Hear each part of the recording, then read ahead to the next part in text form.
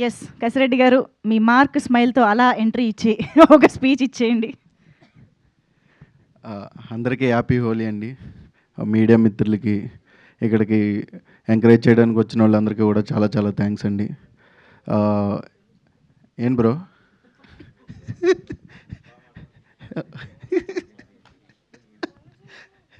మల్లెపూలు అంటే అదే ఒక అంటే అందరికీ అది ఒక ఎమోషను. అది ఓన్లీ ప్రమోషన్ వచ్చాకనే వస్తాయి. సినిమా గొస్తులోకి ఈ సినిమా జర్నీ మాది చాలా చాలా చాలా గుర్తులున్నాయి ఈ సినిమాలో. ఎందుకంటే శ్రీనాథ్ నేను అప్పుడే పరిచయం. బట్ ఇప్పుడు అరే ఒరే దాకా వెళ్ళిపోయాం. ఇంకా అంత దానికి మించి వెళ్ళాలంటే ఇంకా ఎలా వెళ్తుందా? ఓకే.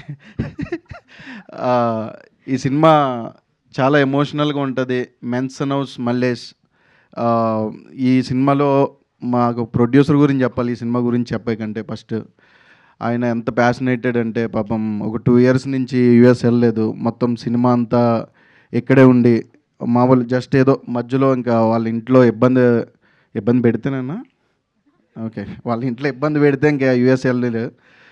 బట్ ఈ సినిమా వెనకాల ఎంత కష్టం ఉందంటే ఆయన ఇప్పటికీ స్టేజ్ మీద నుంచున్నారు కానీ ఎక్కడో తెలియని భయం. నువ్వేం భయపడగలవద్దన్నా, నువ్వు కొడతావు, నెక్స్ట్ మళ్ళీ మనం ఇంకో సినిమా చేస్తాం, నేను ఆంధ్ర నుంచి ఎందుకు వచ్చాను అనేది అది part 2 ఓకే కదా.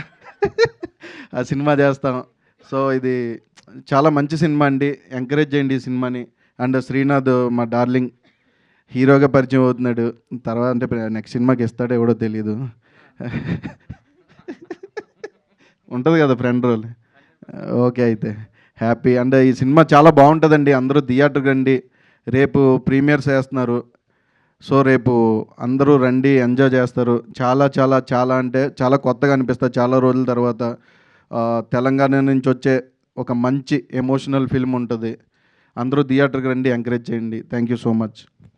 థ్యాంక్ యూ కసిరెడ్డి గారు. థ్యాంక్ యూ అండి. Thank you so much. నాకు ఎందుకో నిజంగానే ఈ సినిమాకి part 2 ఉంటుంది అనిపిస్తుంది. ఎందుకంటే శ్రీనాథ్ గారు ఉన్నారనంటే part 2లు సీక్వెల్స్ ఇవన్నీ కామన్ కాబట్టి